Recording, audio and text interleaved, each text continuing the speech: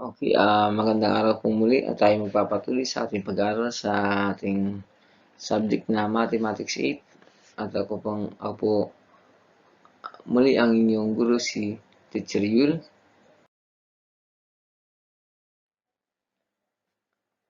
Okay, tayo po ay nasa week 6 na po sa ating lesson at ang topic po natin ay equation of the line.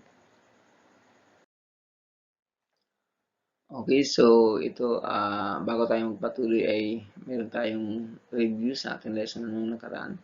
So, learning task 1, change the given equation into slope-intercept form. Then the formula is y equals mx plus b. So, gagawin itong, ano, gagayahin ito. Nililipat sa ganitong formula, equation. Then determine the slope and the y-intercept. Okay, so let us answer that. So, ang pwede natin sagutin nandito ay yung number 1 lang.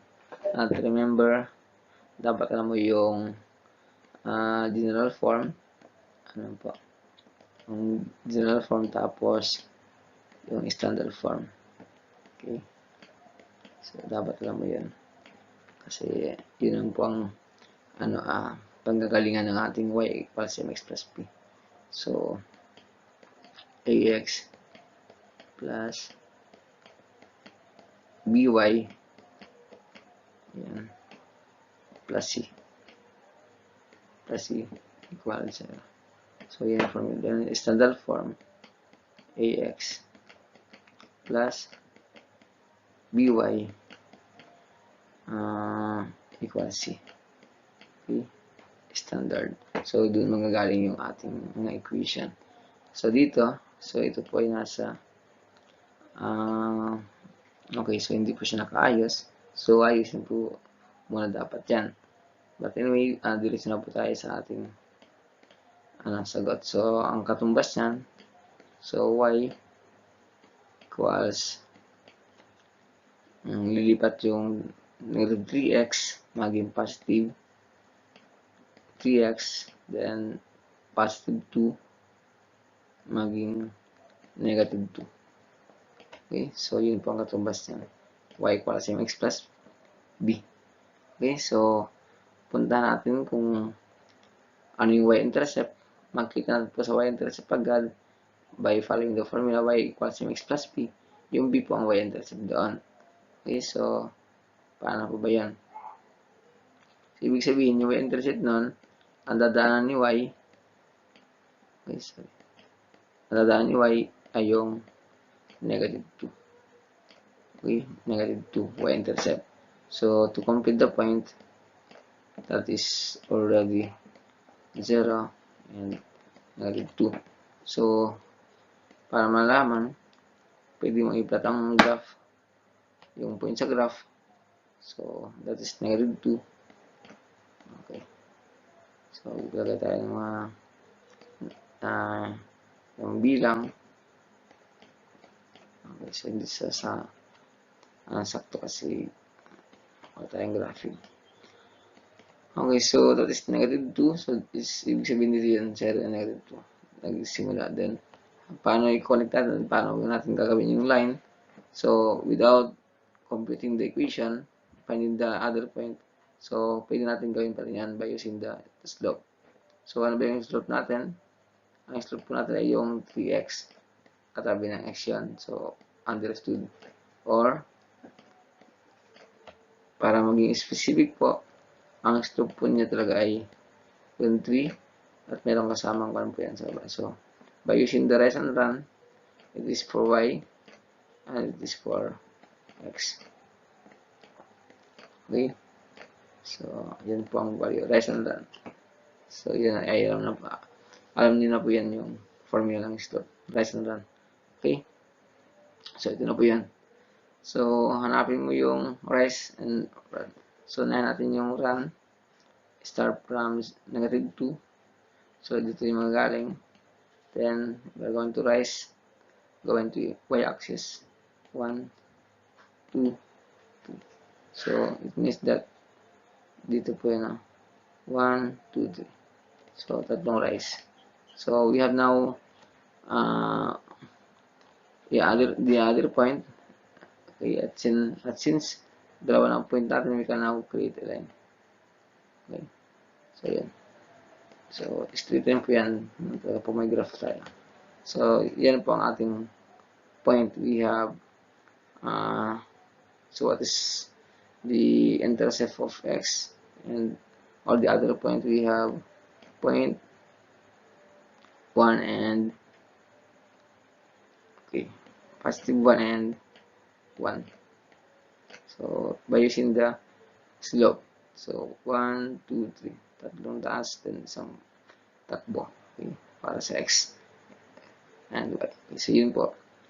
Nakakonect na po natin yung point. But, if you want to use or find the other point by using the equation, so compute the by setting the value of x and y, x and y to 0. Okay, so yung y nakuha natin. Okay, nakuha natin yung y, that is equals to negative 2. Okay na yan, nakuha natin na yan. So, or ito yung complete point, that is 0, negative 2. Okay, by setting the value of x, set natin, naging 0 to.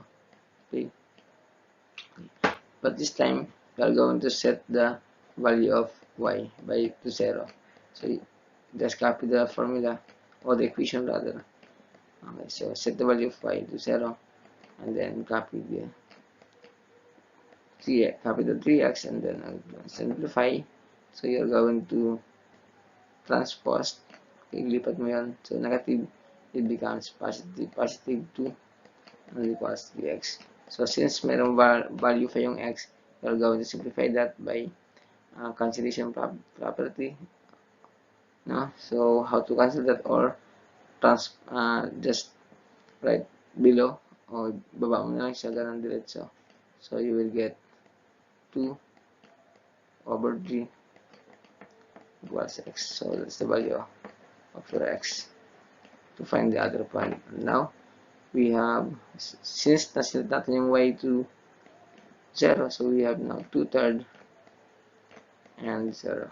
That's the point.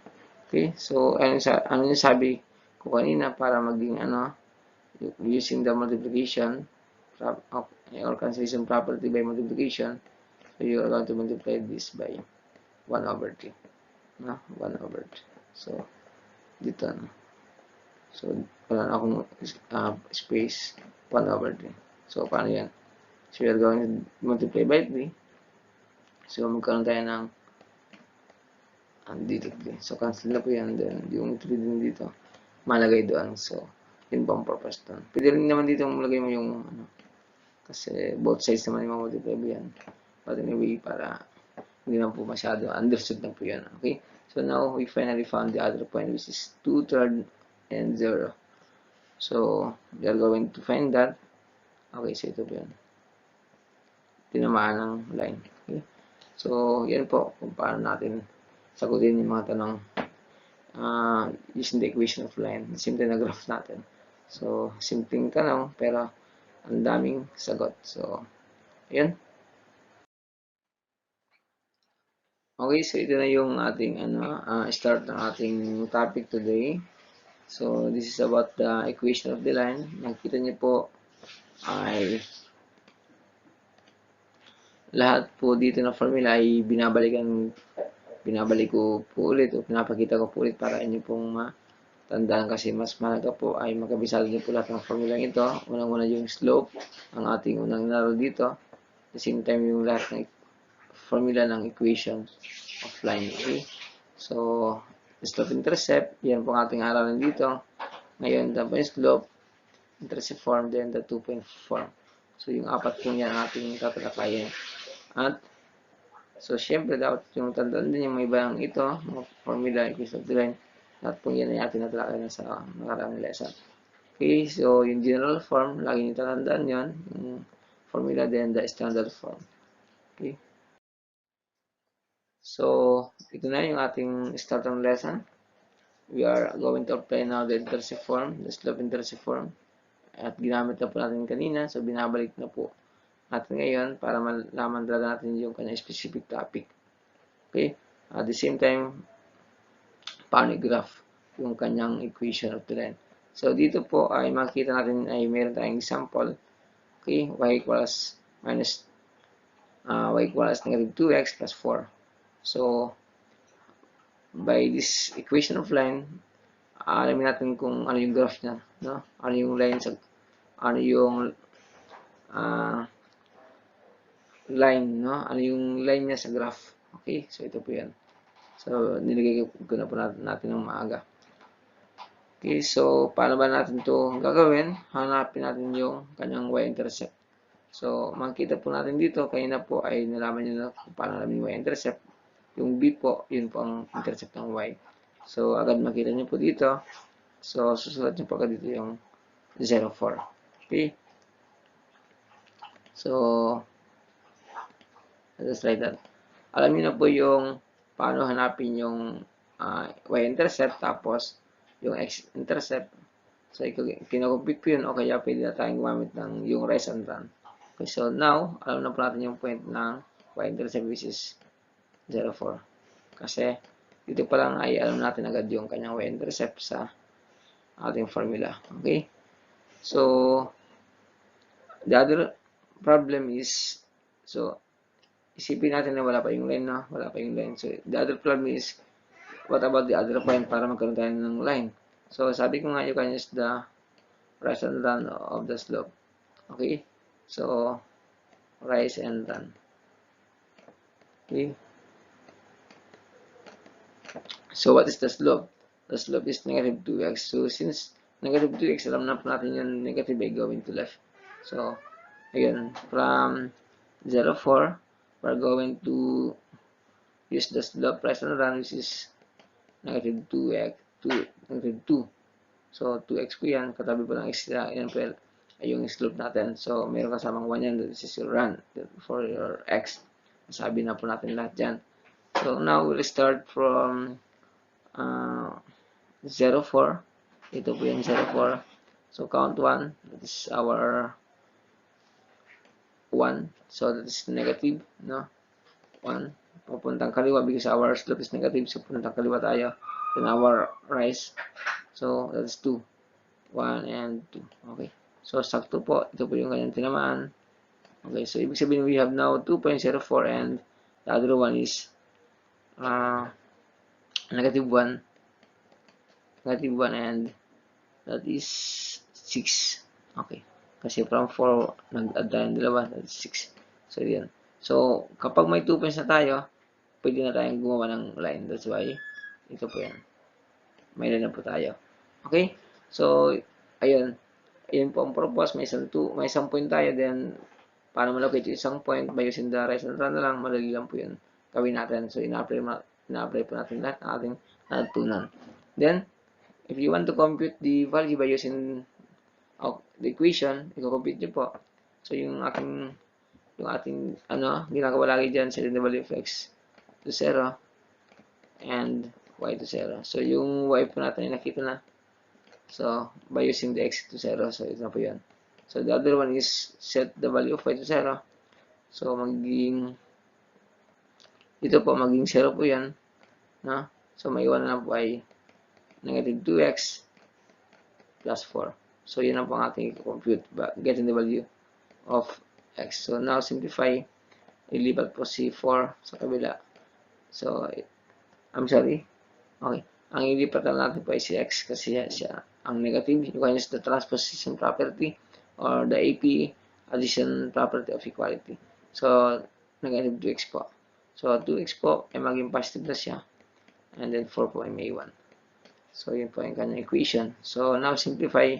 Since may value po yung x, aalis din po yan. So, it becomes over 2. So, alam niyo na po kung paano magawin yan. So, cancellation property of multiplication. Ayan. Or, you can write directly pababa, no? Yan, pinuturo ko sa English. So, okay lang po yan. So, that is now. That's ang lowest term. O lowest form, that is 2. So, pwede po siya ma-divide ng 2. That's why, your value of x equals 2. That's why, ayan. So, sabi din kanina, your y is already 0. So, our value of x equals 2 and 0. So, yan. Sakto po yung ating nagawa. Okay? Tama naman po lahat yan. At now, ayan yung ating nagamit na points, 2 and 0 and 0, 4, by checking the slope. Okay, that's right. -2. Tumpak tayo at nagmamas po tayo sa ating equation. At the same time, tandaan nyo po yung ating standard form. Dapat ganun lagi ang inyong final answer. At the same time, yung general form. Okay? So, yun po. We already understand the slope intercept and then how to apply, how to find the points, how to draw a line on the graph. Okay, so we have another example. We have the equation here, y equals 5 over 2x minus 2. So, alam na natin agad yung y-intercept, which is negative 2. So, hanapin mo na agad po yung negative 2 and yung pares niya, yung pair of the coordinate, which is 0 and negative 2. So, okay na po yun. The other one, okay, use the rise and run. So, what is your slope? The slope is 5 over 2. 5 over 2, since this is positive, going to right po ang inyong takbo ng line. So, from 0 to, okay, count the run, your x. So, 1 and 2. So, you start here, and then rise is 5. So, 1, 2, 3, 4, 5. So, okay, sakto. So, we have now from 1 point, 0, 2, 0, negative 2, and then the other point, this is 1 and 1, 2, 3. Okay, that's right. So, that's the other point, 1, 3, by using the rise and run. Okay. So, kung meron tayong 2 points, so, pwede natin connect. So, we can now create a line. But, aside from that, you can locate the other point to draw a line by using the equation. So, you compute that. Okay, how to compute that? You can use the equation. So, by setting the value of x and y again. Okay, so, and y to 0. So, yung ating unang point po, nagamit na po natin yung x. Ginamit po yan. So, yung x natin ay 0. This time po ay y to 0. So, using this equation, y equals 0. Then, copy that 5 over 2, x, and then minus 2. Okay? So, ganun na po para mabilis tayo. Then, simplifying that, we are going to transpose the negative 2. Ito po ang ating lipat para, kasi always positive po yung ating hinahanap ng value. So, si constant, ilipat natin. That's why, ilipat mo, change the sign by using the transposition property or the APA. Okay, so huwag kakalimutin yung two properties na ginagamit natin sa equation. So, just copy 5 2x. 5 2x. Then, okay, so we have now that equation.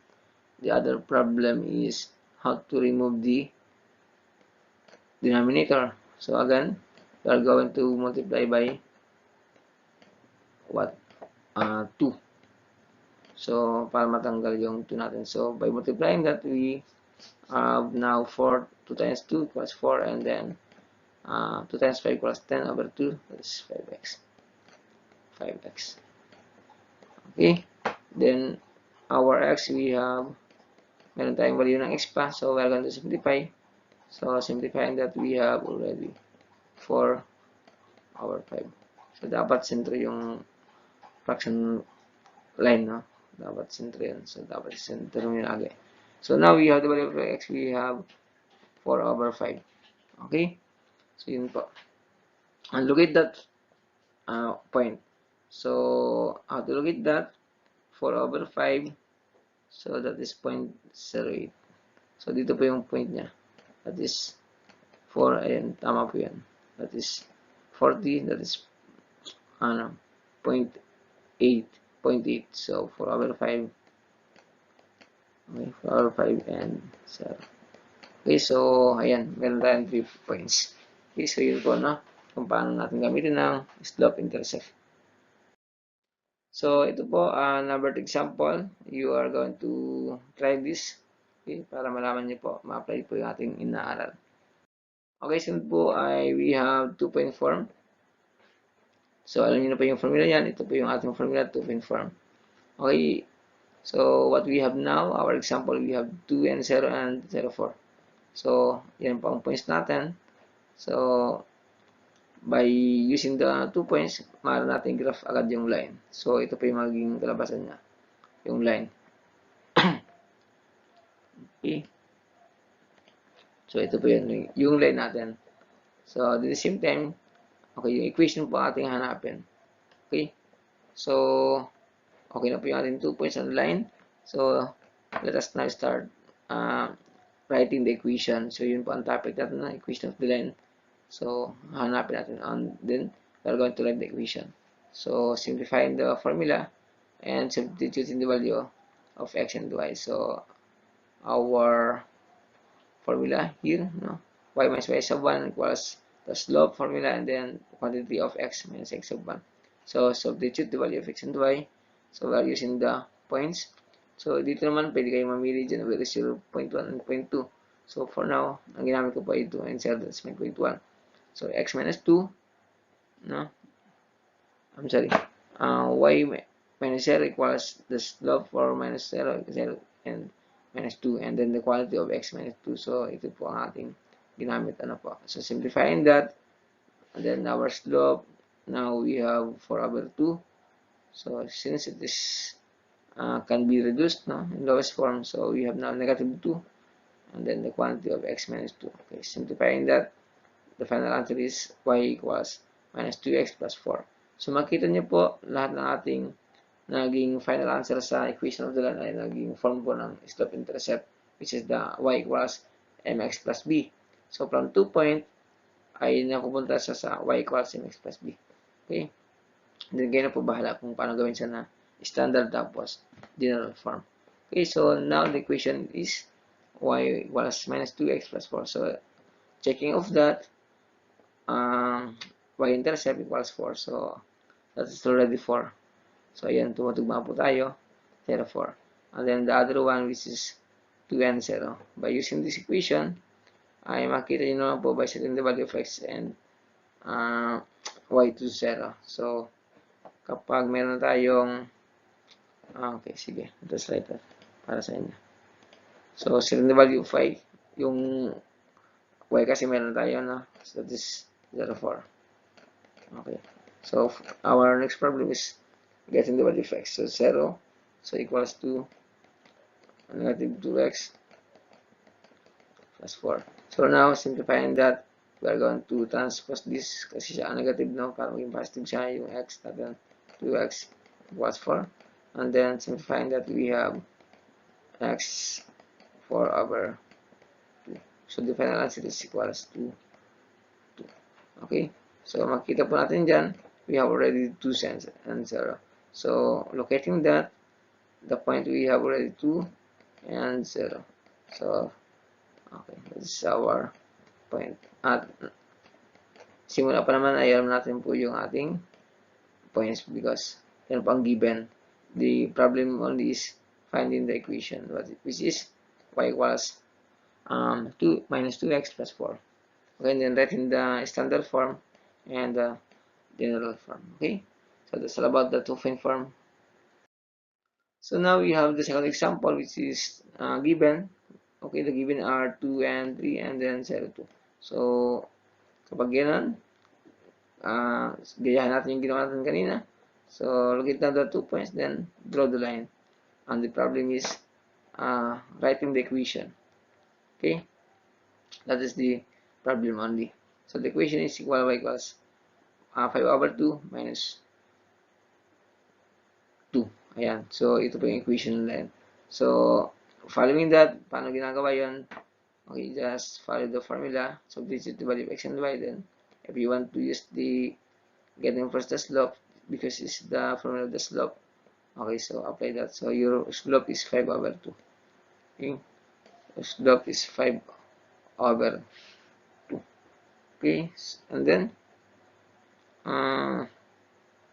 we have now the slope. Then apply what will be the value of y sub 1. So if you want to use this 2 and 3, so y minus y sub 1 equals your slope.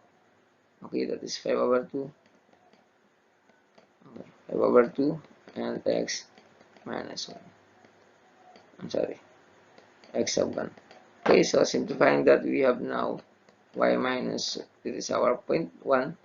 Yan po ang ating gamitin, that is minus 3 equals 5 over 2 and then x minus 2.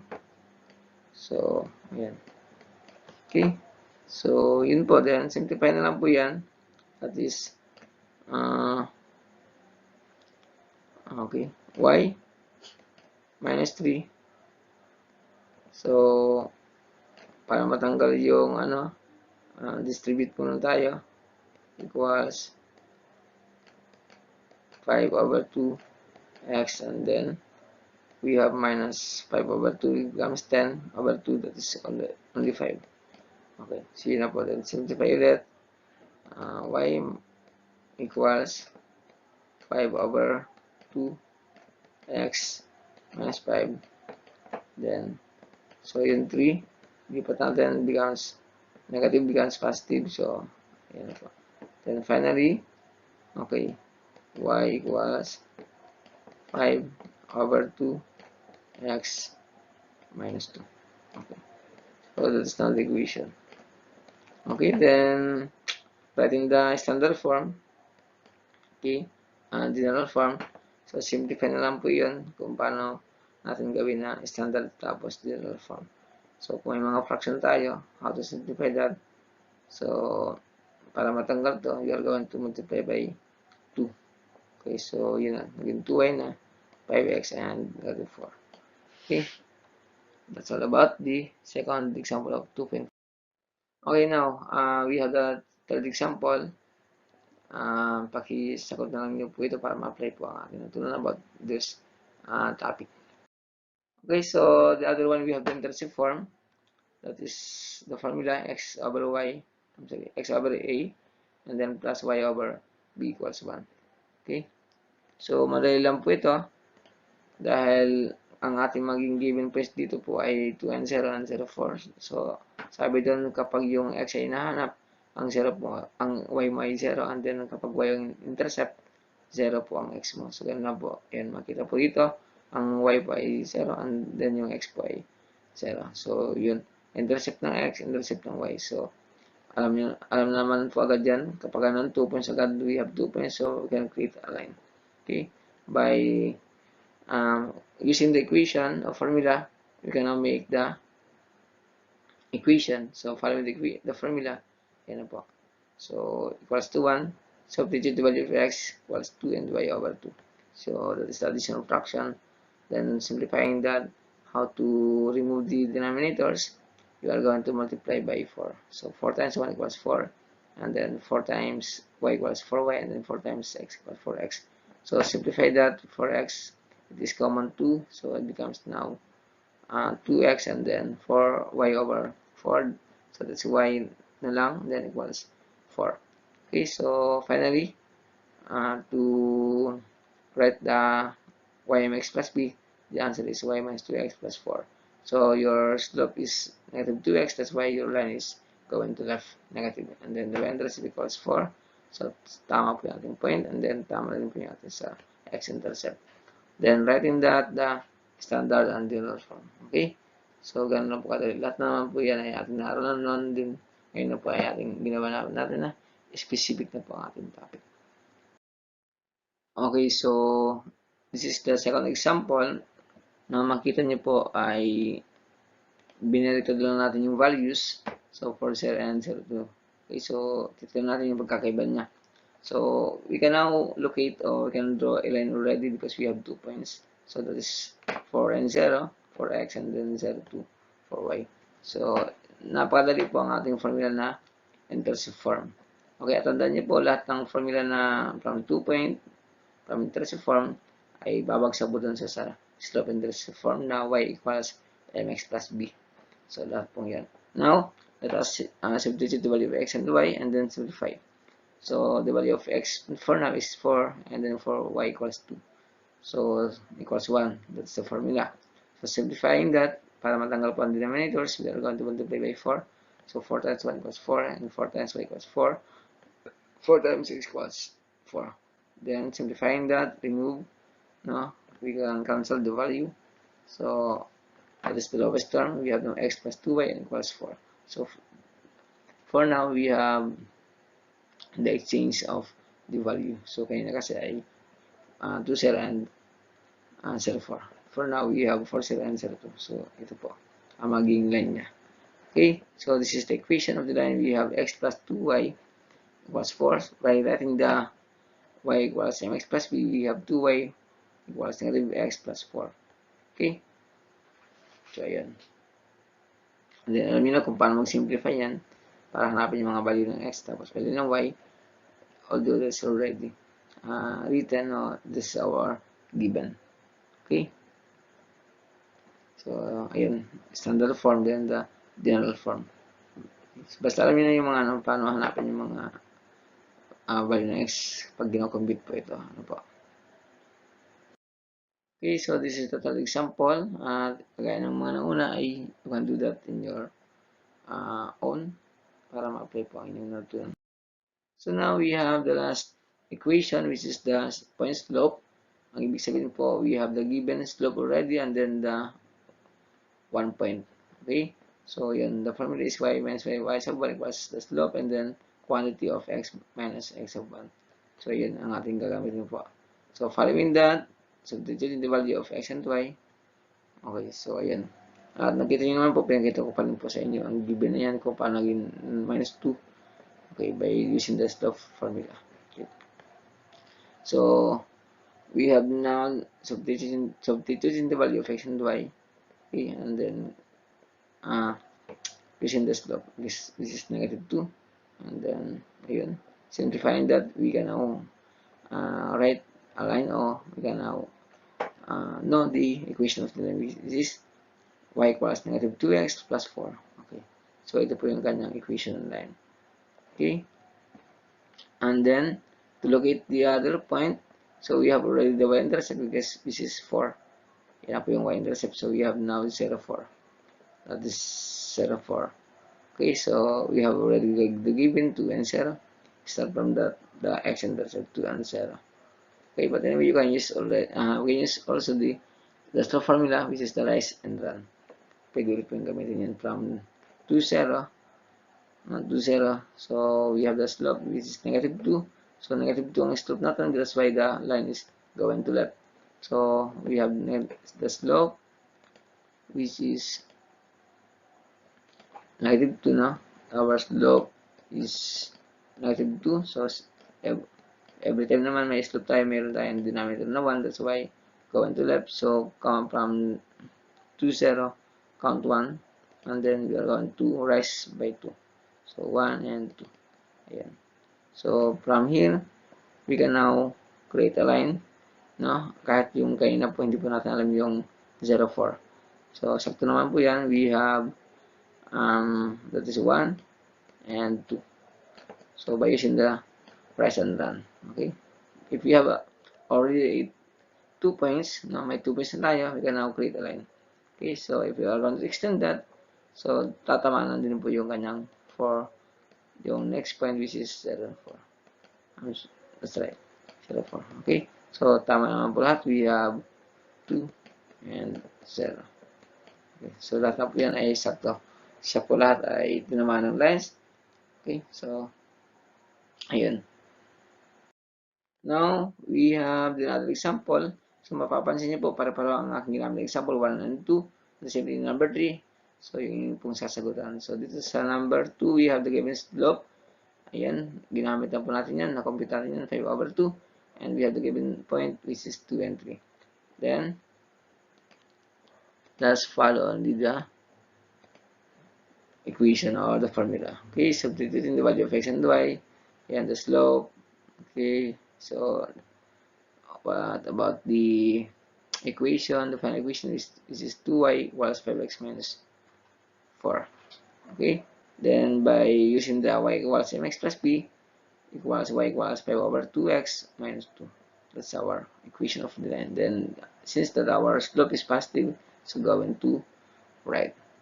Okay, then locating the point, we have already got 2 and 3, 2 and 3, so 2 and 3, ito na po yan. So by using the rise and run, so alam niyo na po yung rise and run.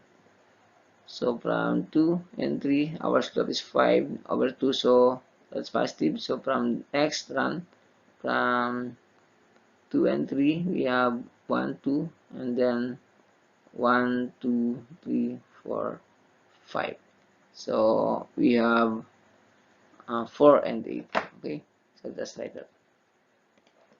So the next line is from here, 2 and 3, then the run, we have to 1, 2, 4, that's 4, and then for rise 1, 2, 3, 4, so that's 8. So because 3 plus 5 equals 8.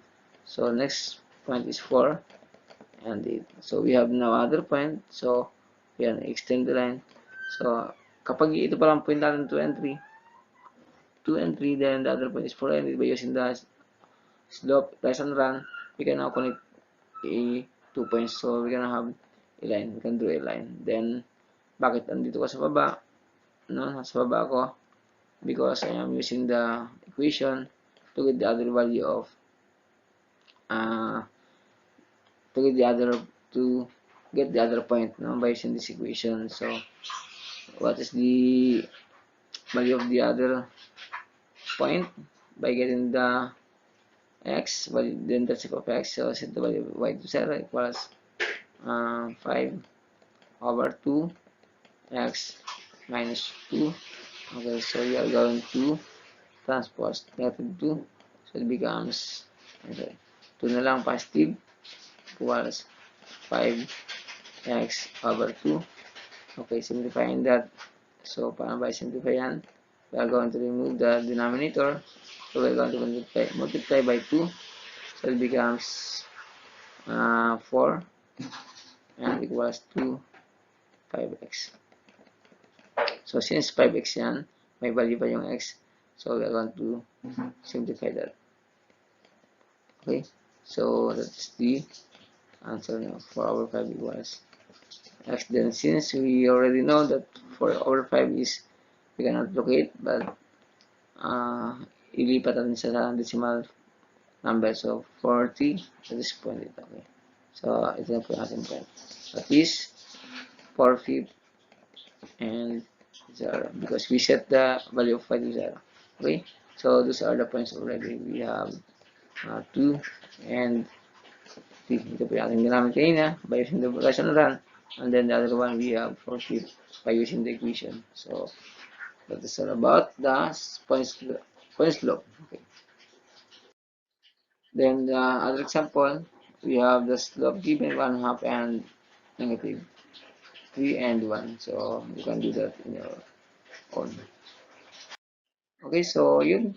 That's all about in our topic about the equation of the line. Thank you for joining and watching this, and see you again. God bless you.